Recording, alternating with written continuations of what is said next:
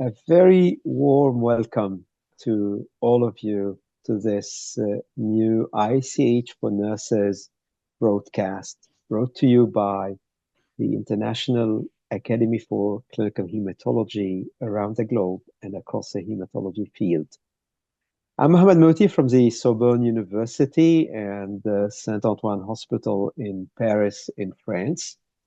And it is my great pleasure and honor to moderate this webinar dedicated to nursing education and activities. And today's topic is dedicated to the role of monoclonal antibodies in multiple myeloma, specifically anti-CD38 monoclonal antibodies, because these are the only approved antibodies so far. We do have bispecific antibodies, but for monoclonal, today we're focusing on the anti-CD38 monoclonal antibodies. And to discuss this topic and the nursing implications of the use of these antibodies, I have with me today two figures whom you know very well in this series, the ICH for Nurses, namely Emma Williams and Jackie Quinn. Unfortunately, Sarah Henshaw could not make it today. She has a flu, so she sent her deepest apologies. But we are fortunate that Dr. Agnes Bonnin from the Saint-Antoine Hospital, who is a clinical pharmacist who spent a lot of time on managing these antibodies, she has kindly accepted to jump in, although last minute, although maybe a flu is working already on her. So thank you all for joining us. And just for the sake of the introduction, I'd like to highlight the great advance that these anti-CD38 monoclonal antibodies represent in the field of multiple myeloma. I would like to kindly remind the community that before having the first approved anti-CD38 monoclonal antibody, namely daratumumab, actually, I'm aware of at least 12 different monoclonal antibodies that were tested and failed, unfortunately, in multiple myeloma. And the myeloma community was completely frustrated with this because in parallel, anti-CD20, namely rituximab, was really leading to amazing results in non-Hodgkin lymphoma. So we're a little bit jealous, actually, from the lymphoma community.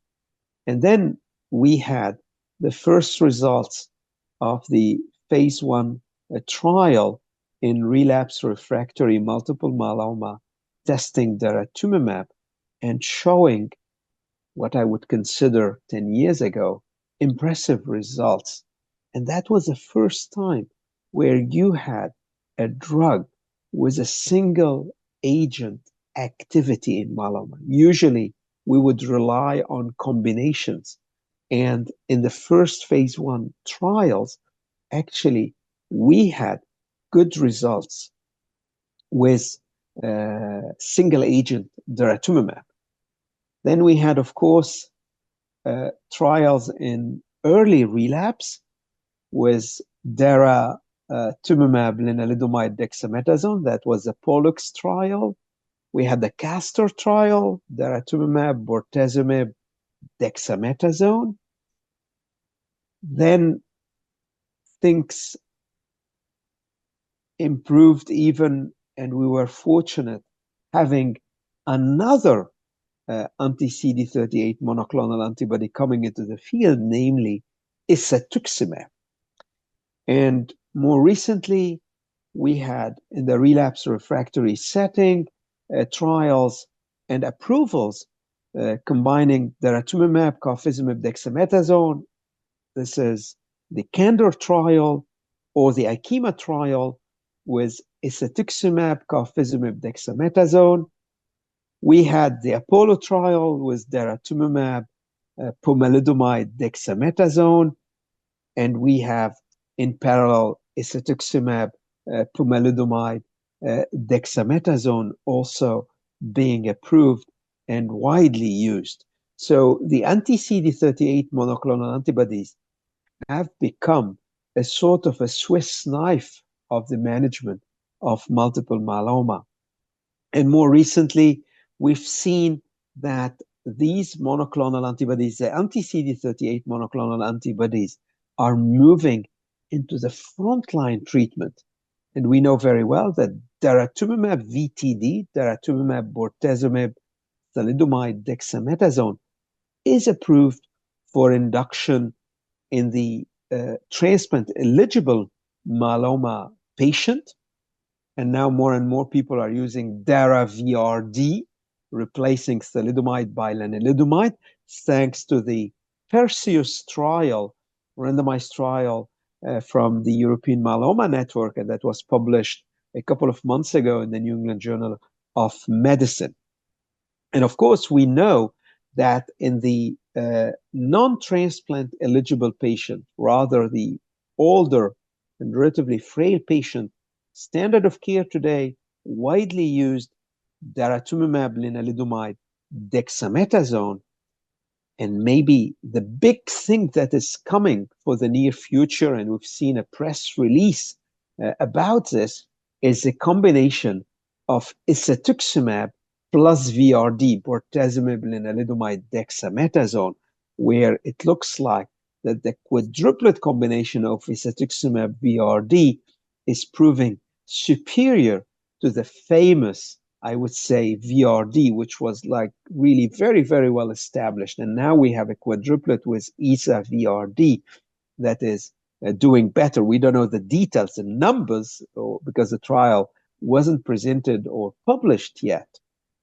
So really incredible movement, but of course the progress will not stop here because we have now combinations of bispecific antibodies and anti-CD38 monoclonal antibodies.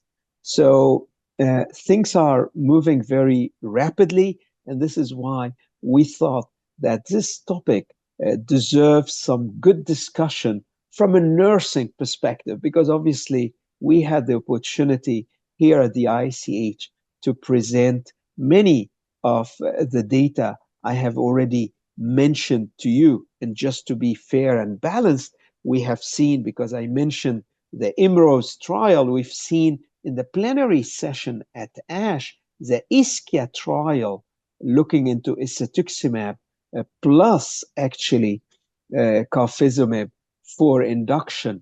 And now we are achieving a very high level of MRD negativity. So these anti-CD38 monoclonal antibodies are extremely powerful.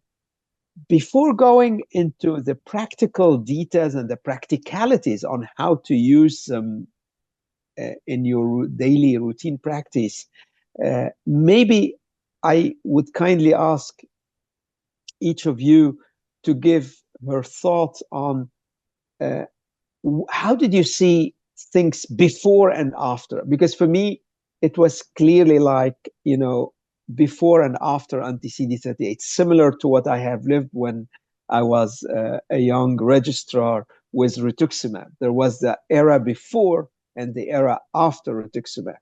So I don't know. Let's start by Emma. Would you like to start? Okay, yes, thanks for that. So I think the main changes is just the capacity, the capacity of delivering these treatments. Obviously, we've got a footprint in Cardiff. I work in Cardiff in Wales, and there is only so much we can deliver in one unit. And obviously, this is becoming basically a lot of the cases that are coming through our day unit is these regimes.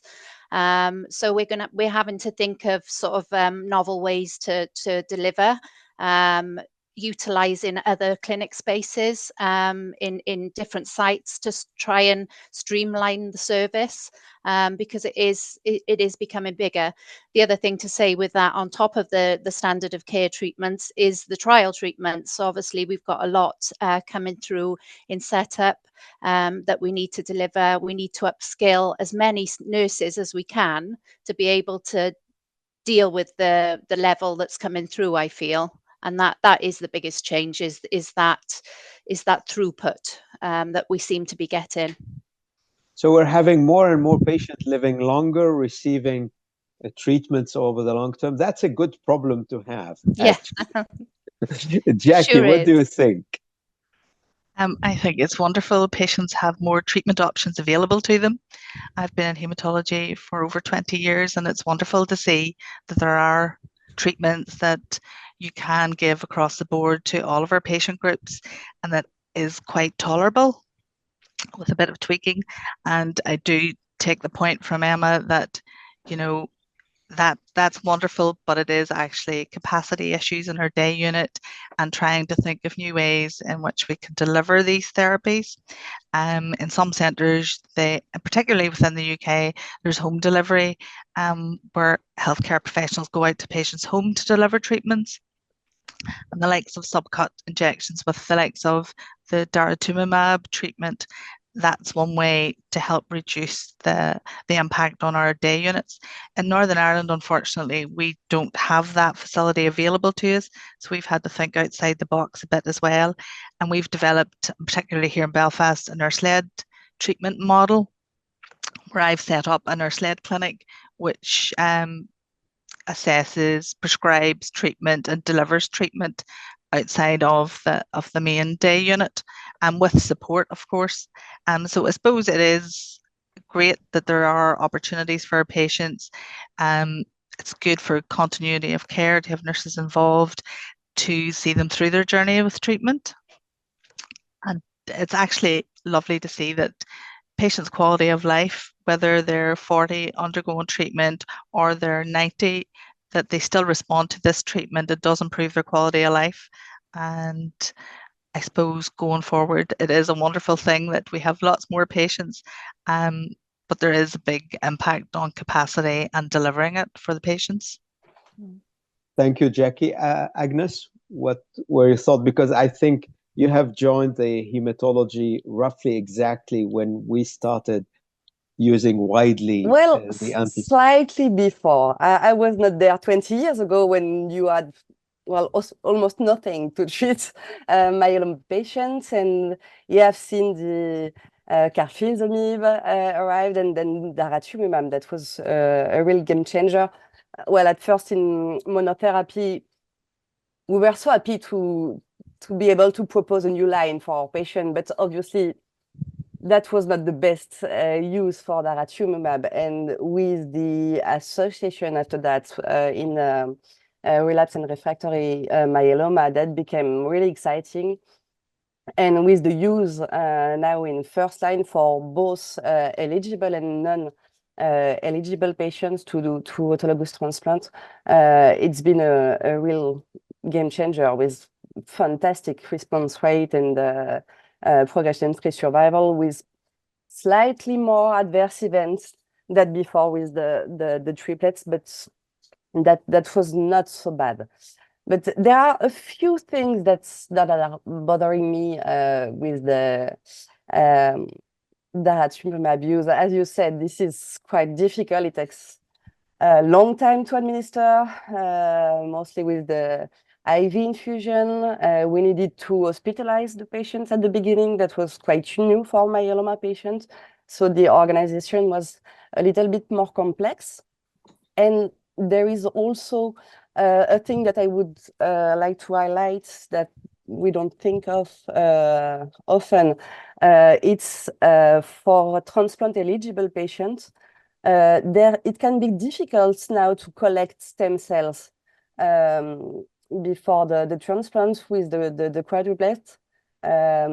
Is it only CD38 antibodies, or is it the combination of all of them? But it's getting a bit more difficult and we often have to use plerixafor. So we should keep that in mind and in advance, so we can plan for the collection.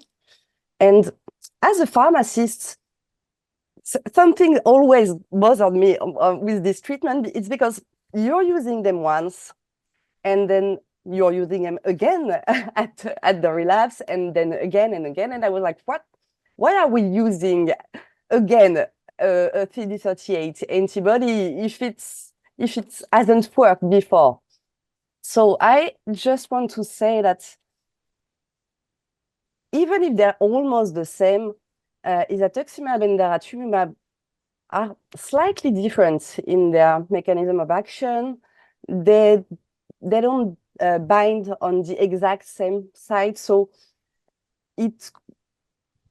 even isatuximab may be a little bit more efficient. We are not sure about that yet, but it could prove a little bit more efficient than daratumumab. And when a patient is resistant, there are different mechanisms, but it's mostly by the loss of the CD38 expression on the cell. And you can regain this expression after some time. So it's not stupid, as I thought at the beginning, to reuse a CD38. And this is a bit new in the hematology and the multiple myeloma field, I think. No, thank you, Agnes. I think you're alluding to three important issues. Well, first of all, I didn't mention in my introduction that also the big news when using in frontline is that now we have trials specifically dedicated to high-risk cytogenetics, the hard-to-treat multiple myeloma patient, and some of the greatest results are the one achieved in the CONCEPT GMM German trial with isatuximab, carfilzomib, lenalidomide, dexamethasone induction. The other thing you alluded to, Agnes, and I don't think we're going to sort it out today, is that you're right. We do not know yet the mechanism of resistance, the exact mechanism of resistance to anti-CD38 monoclonal antibodies. It could be due to the loss of the antigen, the expression of CD38. It could be due to something else. The other parameter you alluded to is that indeed we may have patients who are exposed but not necessarily resistant. This is where we would use the drug again. And you have patients who are truly refractory. These are patients whose disease actually progressed while receiving the treatment. And I 100% agree with you that while we speak about anti-CD38 monoclonal antibodies, they are not the same. It's like, when you say antibiotics, not all the antibiotics are the same. And I fully agree with you. Obviously, we don't have a head-to-head comparison between daratumumab and isatuximab, but definitely the trials are what they are. And for instance, indeed, we agree that with isatuximab, carfilzomib, dexamethasone, you can achieve a median PFS of 44 months, and this is around 30 months with dara-KD. But again, comparison across trials is very, very difficult. So I'd like to focus now our discussion on the practicalities from a nursing and daily care perspective. And maybe, Emma, if I go back to you and Jackie, if you can comment on the need for pre-medication and what kind of side effects to expect. Because again, this is not just like, I'm taking a cookie. It needs to be done in a I would say, a safe environment with some specific measures. Yeah. So scheduling of the patient is crucial with this, because obviously it's not just the giving the drug time, it's the preparation time beforehand and everything else. So it's obviously we get the patient in. It could be the first visit could be 2 hours with daratumumab on the first visit, and then hourly afterwards. But that doesn't factor in the time in giving the pre-medication and everything else around it.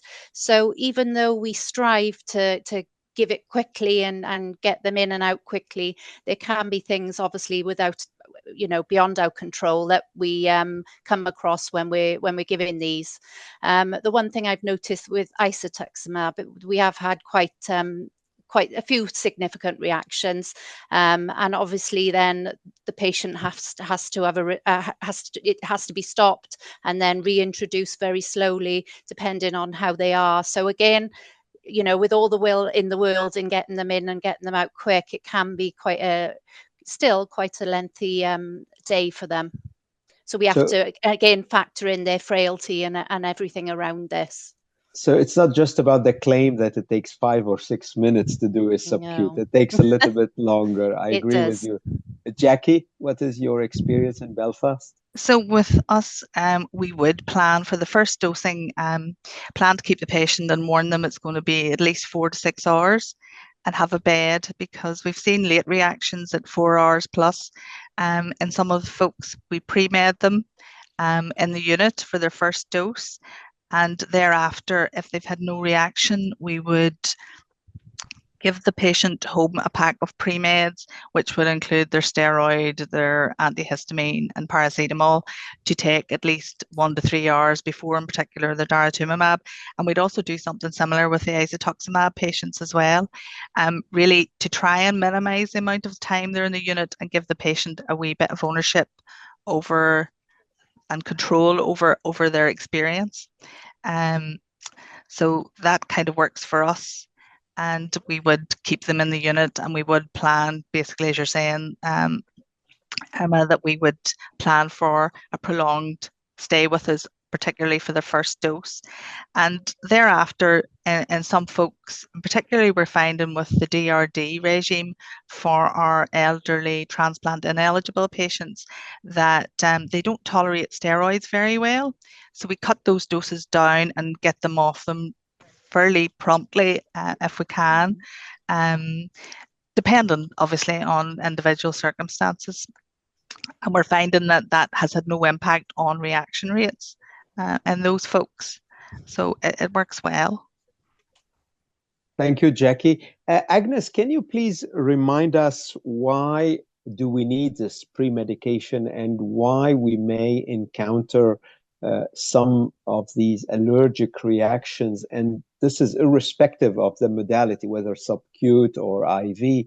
We've seen the same reactions.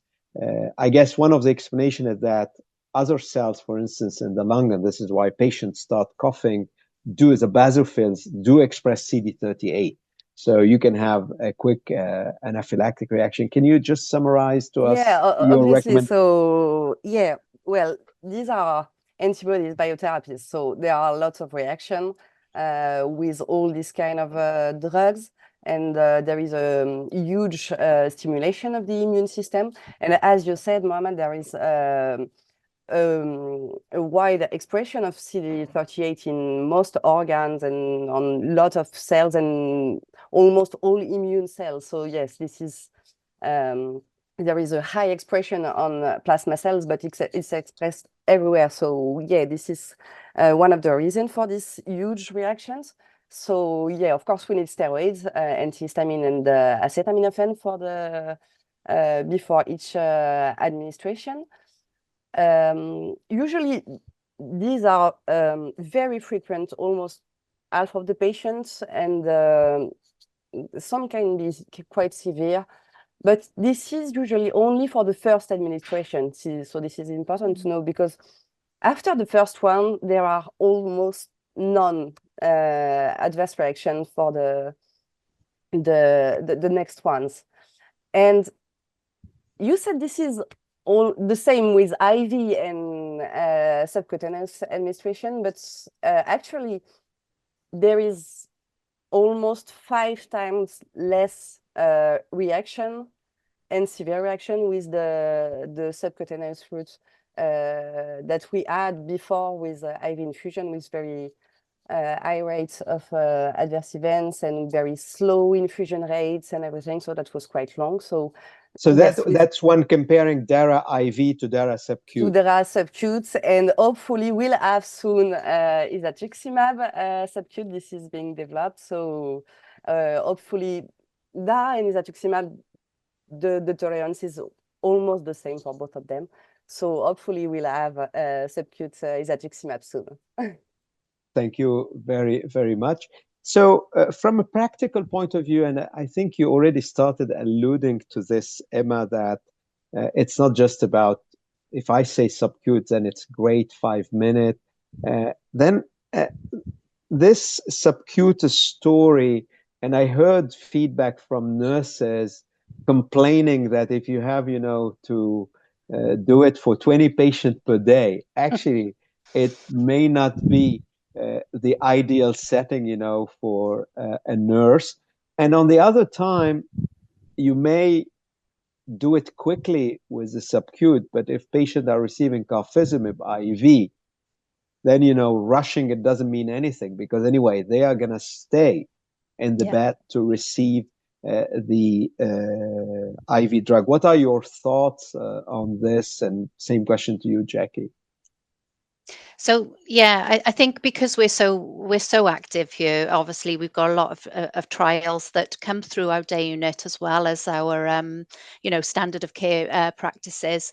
That it can just be a real scheduling problem. It's a good problem to have because we want to get those patients in and we want to get them treated, but it can be very difficult in getting everyone in when they want to get in. Everyone wants to start straight away and get onto treatment as soon as possible. But for us, it causes real challenges.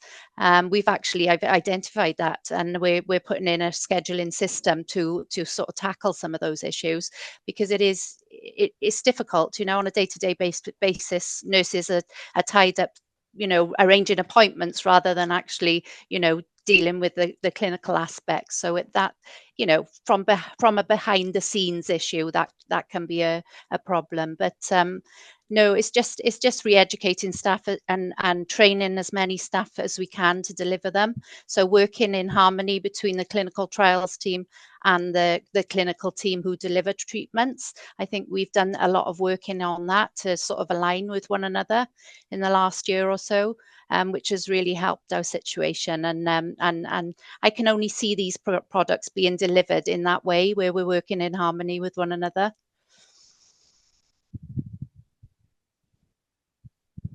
Thank you, Emma. Jackie? Well, I have to say that daratumumab comes round from pharmacy or pharmacy department into our unit in its vial.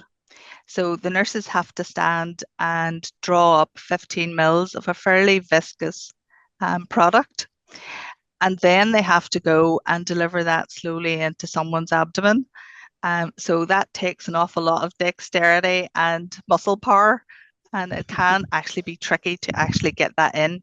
So if you're standing doing that quite a few times, folks will have very sore hands and have to be patient with the patients. We're getting elderly patients and we're getting some young patients who have very little fat on their abdomen, so it's very hard to deliver. Patients are nearly backing through their chair. They're pushing back because they're nearly trying to get away from the nurse delivering it. So it isn't just a wee quick injection, and it is trying to support your patient and encourage them through it and support them through it. There have been some thoughts about patients self-delivering, but it's quite a big volume. 15 mils is quite a lot. For folks who don't necessarily like their healthcare professional delivering their treatment, I can't foresee them taking it on themselves. Mm-hmm. So I suppose it's tricky to deliver. It can be done, certainly, but it is rather a large volume. And it'll be interesting to see what the isatuximab subcut version will look like in terms of quantity and viscosity, obviously, as well. So that can be tricky. Mm-hmm. No, yeah. I think this is very timely and important. Obviously, I can't tell you how the subcute isatuximab will look like. We've done, I think we have an ongoing, even I think 2 trials testing it, and I think the feedback has been rather good.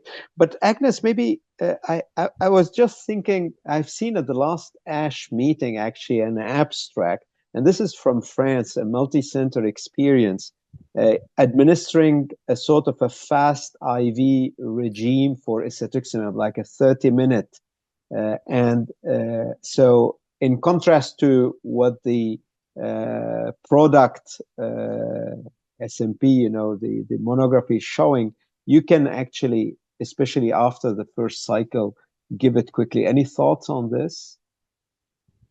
Yeah, I'm not sure I'm not happy if we do that right now with the rig, but yeah, we should test for quicker way to administer this. But well, I don't think we should spend a lot of time thinking about IV infusion optimization with the subcute coming in hopefully soon.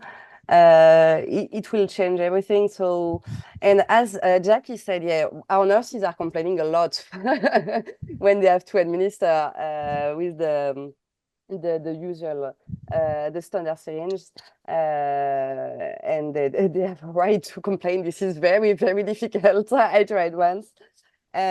We've tried using electric syringe. I don't know if you've done that, but it's quite annoying. You add some steps, you have to rinse, you're afraid you're gonna lose some products, so they don't like it either.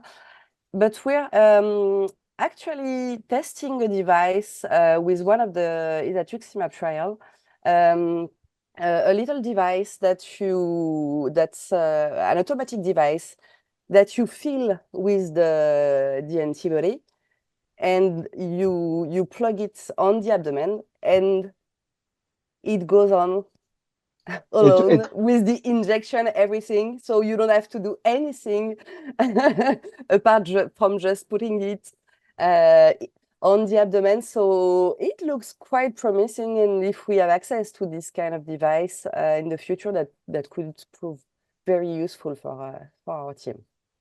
No, definitely, I agree with you. I know this device is under development, and in my opinion, it's going to be a true breakthrough, not only for the healthcare professionals, but also for the patient, because obviously it's also about precision in delivering these agents. So, Emma, for the last part of this discussion, how do you see the future when it comes maybe to home or outpatient administration, especially if we have this kind of devices?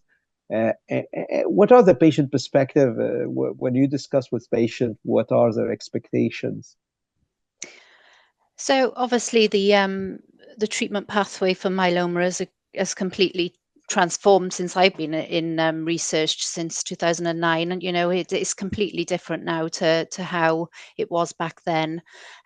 Patients are living much longer, which is great. Their quality of life is generally better with these treatments, and they are finding that they want to be in day unit as little time as possible.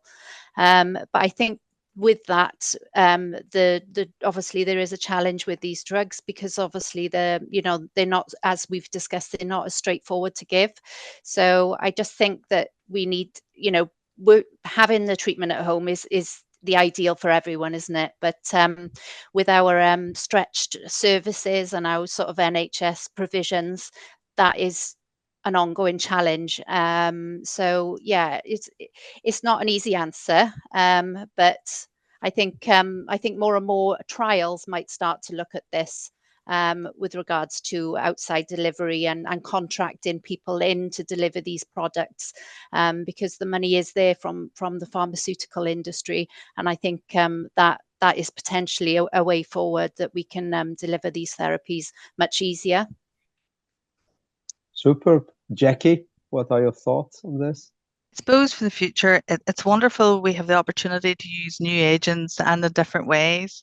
And yes, there are capacity issues, there is the delivery and providing an equitable service and equitable access for our patients.